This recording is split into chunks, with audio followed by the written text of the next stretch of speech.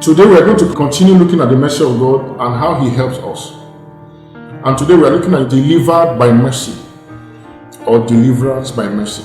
Let us therefore approach the throne of grace with boldness so that we may receive mercy and find grace to help in time of need. And that's exactly what we're looking at tonight. Help in time of need, deliverance. I want to pray for somebody this evening, and I want to prophesy to your life that no matter what is going on this year, this is the acceptable year of the Lord for you in the name of Jesus. Amen. The Lord will send help to you, uncommon help in the name of Jesus. Amen. So then the question is, what is deliverance? Deliverance, we say, can be referred to as a form of rescue or freedom. Rescue or freedom from bondage, from dangers, and from all kinds of evil.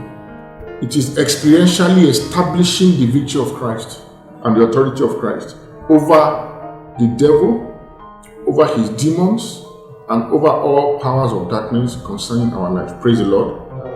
I pray in the name of Jesus that that victory that Jesus wrought on the cross, that authority, that deliverance be manifested in all our lives in Jesus' name. Amen. And I pray for you in whatever trouble or danger you found yourself or discomfort, the Lord by His mercy will bring you out in Jesus' name. Amen. The mercy of God is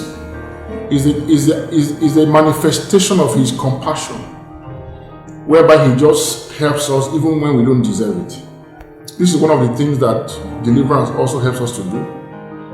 Not only does it free us from bondage or dangers, it now gives us the access to our possessions. There are possessions, there is inheritance that Christ has released unto us through His sacrifice on the cross. Many Christians are not enjoying this. By deliverance, by this form of rescue or divine help, we can now access those possessions, the inheritance, and begin to enjoy them. And that is the experiential establishment I'm talking about. I pray in the name of Jesus, beginning from today, you will possess your possessions. You will enjoy your inheritance in Christ. In the name of Jesus. If there be any form of bondage that is manifesting in your life through the powers of darkness, in the name that is above all names, I decree that bondage destroyed now in the name of Jesus. Amen. Praise the Lord. Amen. How does the devil now have the opportunity to keep people in deliverance or in bondage or in captivity? Usually there are three main doors or access that we give him. The first access is sin. Is sin. When we commit sin like Adam did, we open the door for the devil to have access into our lives and to begin to manipulate and do a manner of things that bring discomfort and bondage. Sin. The second access or the second door that we can open that allows the devil to enter our lives and have some form of dominion is disobedience. Disobedience, which is also associated with sin. Disobedience to the commandments of God, disobedience to the instructions of God. The third way that the devil gains access to put believers or people into bondage is through covenants. Covenants are legal transactions. People have made all manner of covenants or pacts, taken oaths or entered into association with the devil or the works of the devil. And this gives the devil legal standing to operate in people's lives. And the last way, number 4, I said 3, there are 4 of them. Number 4 is ignorance. Ignorance. The Bible says, my people perish out of ignorance. Who is a lawful captive? A lawful captive is one that has fallen into one of these 4 categories of open doors that I mentioned. It means that somebody has by himself opened the door for the devil by himself, either through sin or disobedience, or entering covenant with the devil knowingly or unknowingly, or through some ignorant acts. Praise the Lord.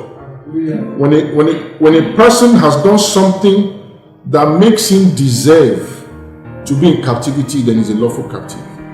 When God, who is a righteous judge, now wants to bring such a person out of that trouble, out of that bondage, which he himself opened his door for the devil to come in, that is where mercy comes in. And God also does that legally, because there is a law. And that is why he brought Jesus to die on the cross. Number one deliverance is to be delivered from sin. Sin is the most fundamental form of bondage. And I pray if anybody is under the power of sin, tonight receive your deliverance in Jesus' name. Amen. No matter how far gone you are into sin, into criminality, into whatever, Jesus will deliver you. He can and he will deliver you. All you have to do is call upon his name by faith. Believe in him, believe in what he did, call upon him to save, and he will save you in the name of Jesus. Now, when we open the door to the devil through sin, through covenant, through disobedience, or through ignorance, it now begins to operate. And there are usually several ways. Deception, number one is deception. He comes to deceive. When you have opened the door, he begins to deceive. When deception happens, it is not very obvious. The person being deceived usually does not know. It requires the grace of God, the mercy of God, to open our eyes to know that we have been deceived. The second level of operation is through manipulation. When we give devil access to our minds, he uses deception now to begin to manipulate. That manipulation can be in the form of offense. Some people are offended because of something they believe, which is not actually so. But the devil has manipulated them to believe what they are seeing is the way it is, whereas they are not seeing things rightly. He gains access to the mind and begins to control the mind, to begin to manipulate the mind in one way or the other. The third way I will mention is complete possession. Now, as a born-again child of God, the devil cannot possess you. Evil spirit cannot possess you. Demons cannot possess you, but they can manipulate. They can deceive. Many Christians say, since I cannot be possessed by the devil or demons, then I don't need deliverance. It's not correct. We can be delivered from trouble. We can be delivered from manipulation. We can be delivered from deception. I want to pray in the name of Jesus. In any way the enemies are closing in on you, tonight they will hear a noise in Jesus' name. Amen. And because of that noise, they will leave you alone. Amen. The Lord will deliver you. Hallelujah. In any way the enemy is about to destroy you, I pray the Lord will send help in Jesus' name. Amen. I pray in the name of Jesus, if you are in any form of difficult situation, the Lord will supernaturally make a way out for you in Jesus' name. Amen. Praise the Lord. Hallelujah. But then there's another one that is not so obvious. This one is not so obvious trouble. Spiritual bondage, deception, manipulation, which I've mentioned before. When those ones begin to manifest, sometimes it's difficult to realize that we are actually in bondage. We don't realize that we're in captivity. Brethren, this is the deception that has kept many Christians on one spot. I'm born again, I'm free, I'm saved by grace. No. Deception can keep us in bondage. Like now, many of us answer all manner of names. We did not realize that there had been a satanic transaction that we didn't know about, that gave the devil legal ground. I pray that somebody will open his mouth tonight and say, Lord, please bless me and remove me from bondage and keep me away from evil. Keep me from secret faults. Cleanse me from secret faults. That is iniquity, is in the heart, is not yet manifested. The secret things that he is still meditating upon. Transgression occurs when the secret sin in the heart, when the iniquity has not been given birth to. The iniquity, the thoughts of sin, the thoughts of wickedness, the thoughts of evil. Now when we act them out, we have crossed the line. That's now transgression. One key thing as we close in all this is to cry out to God for mercy, like David did. Lord, have mercy on me. Deliver me by your mercy. Whether I have opened the door, I don't know, in whatever way I've opened the door to the devil, Lord, shut that door and bring me out in the name of Jesus. Amen. We're going to say, Father, I come to you in repentance. Father, in any way I have opened the door to the devil, through disobedience, through sin, through some evil covenants, or through ignorance, Lord, have mercy on me. Forgive me, O Lord, and show me mercy. Forgive me my sins, O Lord. I repent, O Lord. I repent, O Lord, and show me mercy. In the name of Jesus. We are going to pray again and say, Father, you are the great deliverer. Please deliver me tonight from the enemies I cannot see and the enemies I can see. In whatever way, oh Lord, my life is in bondage, oh Lord, deliver me tonight. In the name of Jesus. The Bible says the name of this Lord is a strong tower. The righteous run into it and they are safe. Let us cry to God tonight like David did. David said, look, my enemies have surrounded me and they are stronger than I. He said, Lord, I put my trust in you. Come and deliver me. Somebody call upon the name of the Lord tonight for deliverance. Say, Lord, deliver me from those who are stronger than me. Like he said, deliver me from bloody men, oh Lord. Deliver me from the violent men, oh Lord. In the name of Jesus.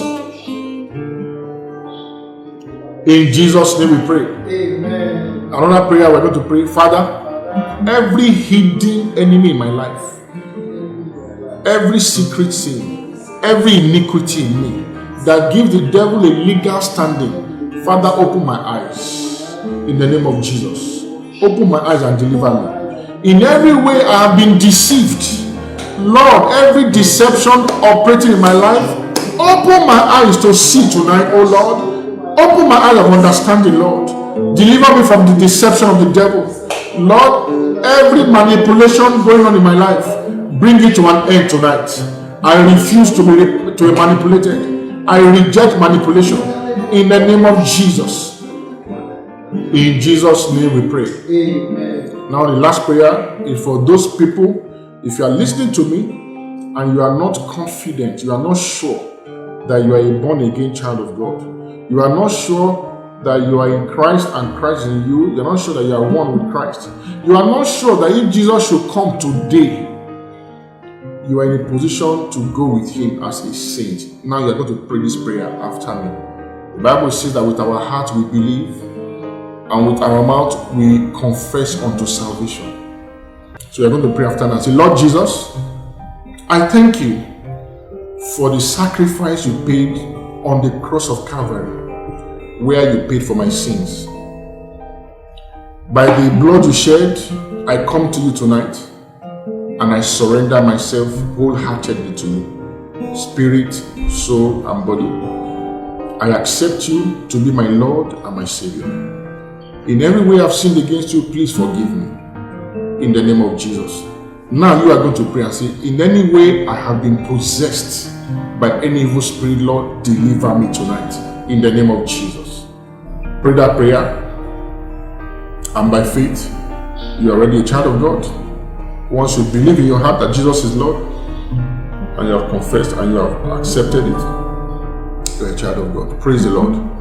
I pray for each and every one of us in whatever difficult situation we have found ourselves, in whatever trouble, tonight deliverance by the mercy of God will locate you in the name of Jesus. Amen. I pray that the Lord will fight your battles for you. Amen. The Lord will make a way out of tough situations for you. Amen. In the name of Jesus. Amen. Father, in the name of Jesus, I commit all your children listening and watching to your hands. Lord, let your mercy manifest in your lives. Let your mercy locate them in the name of Jesus. Amen. By your mercy, keep evil away from their homes. Let no plague, no disease, no virus, no pestilence, no tempest go near them in Jesus' name. Tonight, oh Lord, protect their homes. Lord, this season, no matter the famine and the difficulty, make a way out for your children. Thank you, everlasting Father, for we have prayed in Jesus' name. Amen. Praise the name of the Lord. Amen. See you some other time. God bless you.